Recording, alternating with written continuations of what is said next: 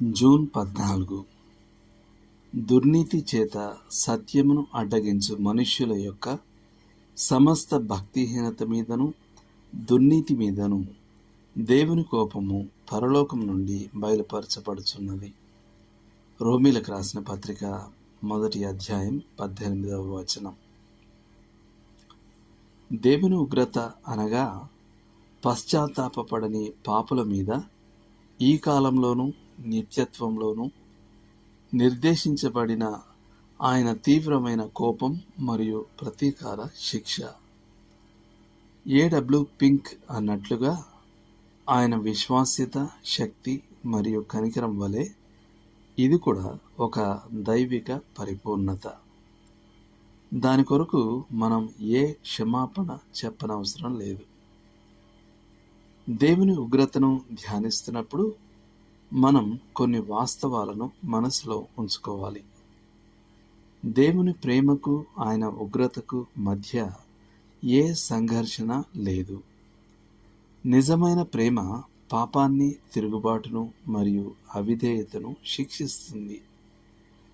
మనుషులు దేవుని ప్రేమను తిరస్కరిస్తే ఆయన ఉగ్రత తప్ప మరేమీ మిగిలి ఉంటుంది? కేవలం 2 నిత్య నివాసాలు ఉన్నాయి, పరలోకం మరియు నరకం. మనుషులు పరలోకాన్ని తిరస్కరిస్తే తద్వారా వారు నరకాన్ని ఎంచుకున్నట్లే.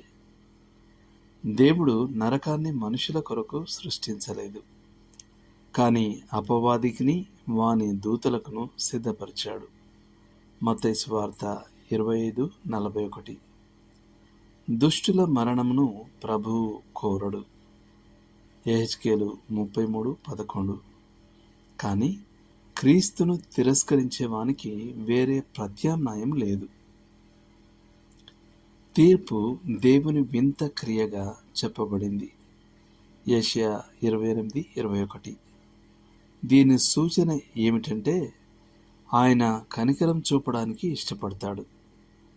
యాకోబు పత్రిక 2వ అధ్యాయం 13వ వచనం. దేవుని ఉగ్రతలో పగ లేదా ద్వేషం లేదు. అది నీతియుక్తమైన ఉగ్రత, ఏ పాప మలినం లేనిది. దేవుని ఉగ్రత అనేది మనం అనుకరించడానికి పిలువబడని ఒక గుణలక్షణం. ఆయన మాత్రమే సంపూర్ణ న్యాయంతో దానిని ప్రయోగించగలడు అనే అర్థంలో అది ప్రత్యేకంగా ఆయనకు చెందినది. అందుకే పౌలు రోమీలకు ఇలా రాశాడు: ప్రియులారా, మీరే పగ తీర్చక దేవుని ఉగ్రతకు చోటియ్యుడి. పగ తీర్చుట నా పని, నేనే ప్రతిఫలమిత్తును అని ప్రభువు చెప్పుచున్నాడు.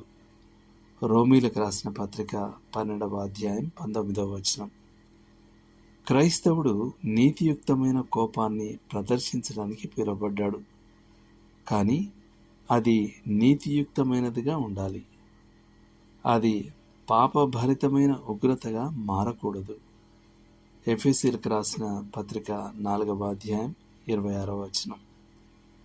మరియు అది ఆత్మరక్షణ లేదా ఆత్మ సమర్థన కోసం కాక కేవలం దేవుని ఘనతకు భంగం కలిగినప్పుడు మాత్రమే ప్రయోగించబడాలి. మనం నిజంగా దేవుని ఉగ్రతను విశ్వసిస్తే నాశనానికి నడిపే విశాల మార్గంలో ఇంకా ఉన్నవారితో సువార్తను పంచుకోవడానికి అది మనల్ని కదిలించాలి. మరియు మనం దేవుని ఉగ్రతను ప్రకటించినప్పుడు అది కరుణ కన్నీళ్లతో ఉండాలి.